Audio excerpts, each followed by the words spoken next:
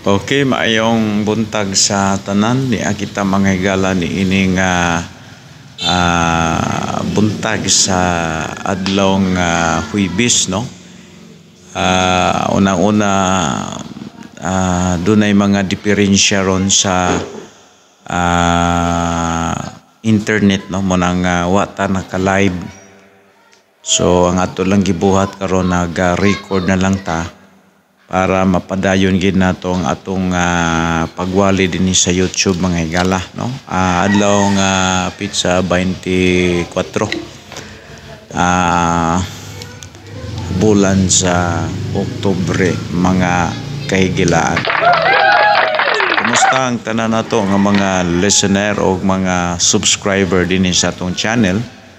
O atong panghinaot nga kamo naa sumaayong kaimtang sa inyong mga panglawas bisan aning nag-brand out tungod sa bagyo nga Christine, no, nga miigo diha dapit sa Manila, pero doon nagyapoy epekto diri sa atong lugar tungod lagi sa kusog nga super typhoon mga higala. Mo na nga ang nahitabo dunay blackout sa mga kuryente nga mga linya, kay dunay mga nangatumba nga mga kahoy tungod sa kakusog sa hangin. Una nga para mapadayon nato ning ato ang broadcast, so ang ato na lang gibuhat, nag-record na lang ta mga higala para mapadayon nato ang ato ang advokasya dinhi sa atong channel nga in behalf sa mga trials ngayon ani. We will continue also to spread out the gospel. That's why we continue to record and upload in our account in my channel mga kaibigan. I like it, I love it, I want some more. Okay, so niini nga buntaga atong i-short lang nato gamay ang atong message, no, is about sa gitawag og tawag na to mga higala o pagtuon sa kining dagan karon sa pag-progress sa mga relihiyoso nga kapunungan. Wala may laing nagbulikat anak kita raman, kay kita may nahibalo og nagkat-unta ni anak nga mga kahimtang mga higala, no. So tinuod man na usara gid ang simbahan nga gitukod sa Ginoo, o kini nga simbahan dili na pwede tukuron sa tao kay kini natukod naman ni Kristo.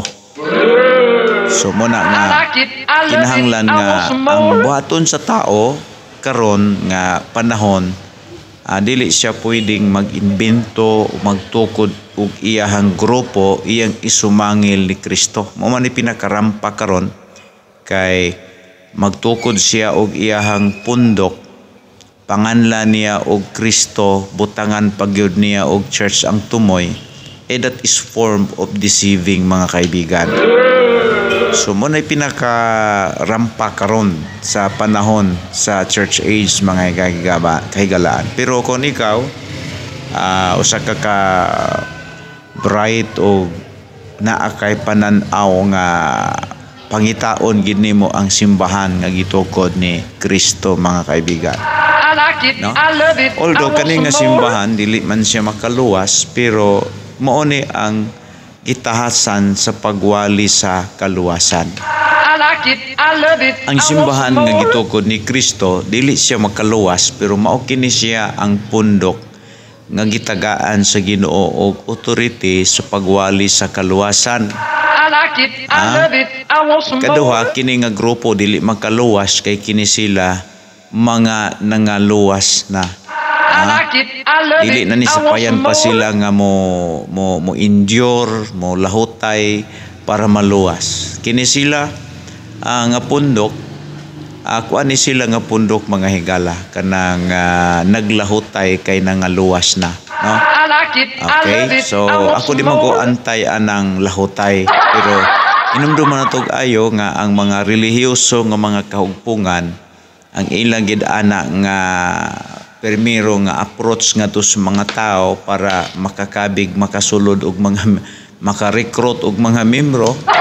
Ngayon gud sila nga kini nga simbahan maoy makaluwas, kani nga grupo makaluwas. Pero excuse me sir, dili ka na maoy gitug-an sa Bible, no? Ang gitug-an sa Bible nga usa lang ang manluluwas og kana mao si Kristo. I like it, I love it, I Una want nga some more. ang grupo nga gitukod ni Kristo dili gid siya makaluwas, pero ang maong grupo maoy gitahasan sa pagwali sa kaluwasan, no? I Kini nga like it, grupo I love it, I want some more.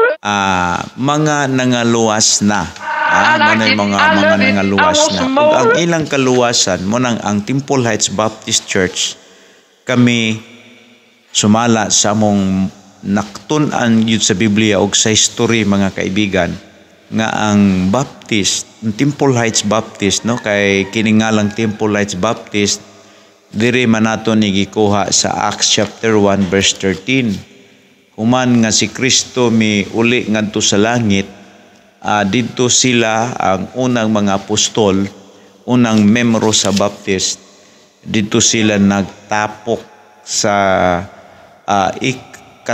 kanang gitawag og High Rome mga kaibigan, no? I like it, I Heights, love no? it, Ingon din I ni want mga some sa more. 13 may uli na si Kristo sa langit ni ini o namalik sila sa Jerusalem. O matod pa sa 13 misulod sila sa kining sila ang mga apostols ni sila gipanguluhan ni Pedro. Matupan misulod sila sa Jerusalem ug misaka sa lawak sa itaas. I like Muna it, nga I love it, I want diri some more. ang amo angalan sa simbahan kay ni aman mi sa second floor sa building. So munang among gipangandan ang atong fellowship og Temple Heights Baptist Church I mga like it, kaibigan. I love it, I want Bakit some po more. ito tinatawag natin Temple Heights Baptist Church? Kasi yung aming fellowship po ay nandiyan sa second floor mga kaibigan. I like it, I Ito love naman it, ang I want ginagawa some ng more. mga Baptist noon. Una doon po sa Jerusalem. Ang unang nangyari doon after po na si Kristo po ay nabuhay muli tapos bumalik sa langit at isinugo po niya sa lahat ng mga apostol ng kaniyang mga alagad na hihintayin po nila ang Holy Spirit at pila ka na lang ka days mga kaibigan, yung 120 ka mga member po ng Baptist noon ay makatanggap na po sila ng lahat ng mga Holy Spirit.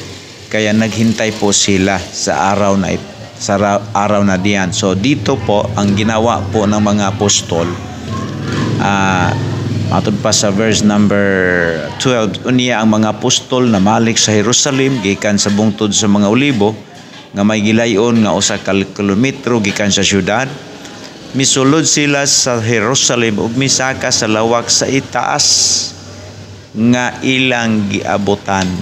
That's I like why it, I love it, I ang want some among more. pangalan sa among grupo is Temple Heights Baptist Church. Ang essence po, no? Ang essence po dito, yung unang mga apostol ni Kristo ay doon pala sila nag-fellowship sa Heights, Rome mga kaibigan. I like it, I love Kaya, it, I want some more. Based sa ato pong biblical study, biblical history po, yung church na po na itinayo ni Kristo, ang dapat nating gawin doon ay umanib po tayo doon. I like it, Yung I church love it, mga I want itinayo some ni more. Kristo, sila pala ang authorized na mag-preach ng Word of God. I like it, I love it, Ikalawa I want some po, more. sila po ang may authorized na mag-baptize in water. I like it, I At love sila it, I po want some more. ay tinatawag natin authorized po na mag-teach po ng tinatawag nating kaligtasan sa kanilang kaluluwa. Hindi po ito I like it, I makaligtas love it, mga I want kaibigan. some more. Pero ang grupo ni Kristo maoy gitahasan nga magwali sa kaluwasan. I like it, I love Maoy it, I want gitahasan some more. nga magwali sa kaluwasan tungod lagi kay sila mga nangaluwas na, no? I like it, Una I nga love it, I want mamatay some more. pananglitan ko kay ako pastor man sa Temple Heights Baptist Church, absolutely moderitso gyud ang akong kalag sa langit because that is the biblical teaching mga kaibigan. I like it, I Munang love it, luwas, I want some no, munang more. luwas, munang nagwali ko kaluwasan tungod kay I'm also authorized to preach the salvation through Jesus Christ alone. No? I like it. I O love it. I mo want na some mga more. igalang barugana na to sa Timpulay's Baptist Church. The only original Baptist church, particularmente here in Hingoog City, Temple Heights Baptist Church, mga kaibigan.